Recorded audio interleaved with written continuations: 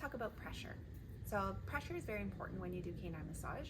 We need to make sure that we're not applying so much pressure that it can cause bruising to the tissues or discomfort to the dog. It's often a lot less pressure than we think we need when we are working on humans or ourselves.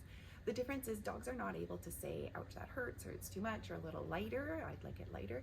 We have to use the responses in our dogs. So I find on the front end, if we learn how to use a little bit lighter pressure, we're gonna be better off at the beginning. To have our dogs want it and they can show us they want more, it's harder to show they want less. They just say, ouch, that hurts, and let's leave. So let's think about pressure. Less is more. What we're trying to achieve in the tissue is circulation change. We're trying to affect the fascia. We're trying to affect awareness, that they're aware of a muscle that might be tight. Oftentimes it just is sore in an area and they don't think about it. So that's what we're trying to achieve. And anytime we're doing any sort of massage, anytime of stroke, we're thinking about how much pressure are we actually using. Now there's different areas of our hands that we will use for canine massage. There's fingers, there's our thumb, there's the areas of our fingers. We can use knuckles, we can use fingertips, we can use the very tip of our third finger. So all of those points give different types of pressure, different types of feelings on the dog.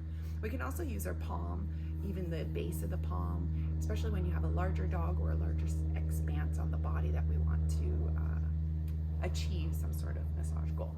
I want you to use your fingertips and use them on the skin of your arm, because oftentimes we can see it a little bit easier on our arms or on the top of our thighs versus on a dog. There's a lot of hair and there's movement and things like that. So your arm is a pretty easy spot to start.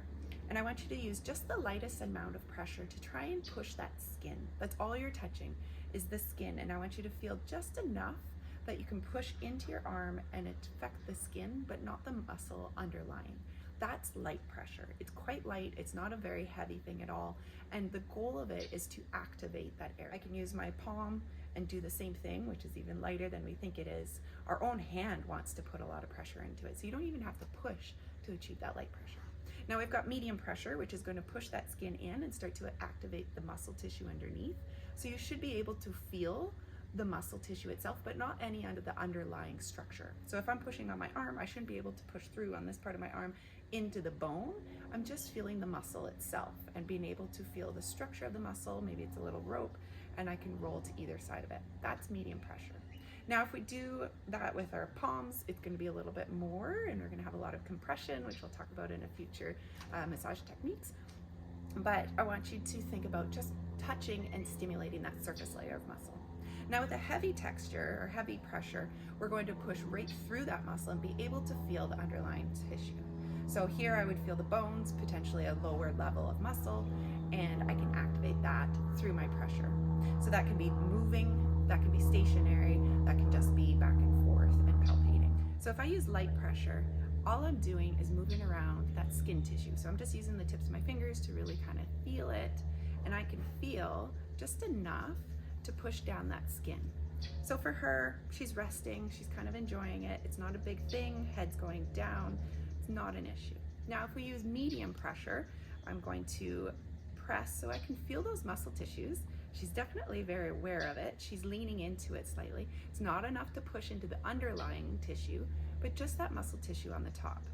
So I'm watching for her response. What is her response on it? She's pretty comfortable with medium pressure. Nothing too bad, a little bit of slow blink. She's kind of enjoying it. Now if I use heavy pressure, which oftentimes we won't do, but in bigger muscle areas we might, I'm going to apply that. Let's see her response. A lot more effect. Turning her head. Good. The ears slightly.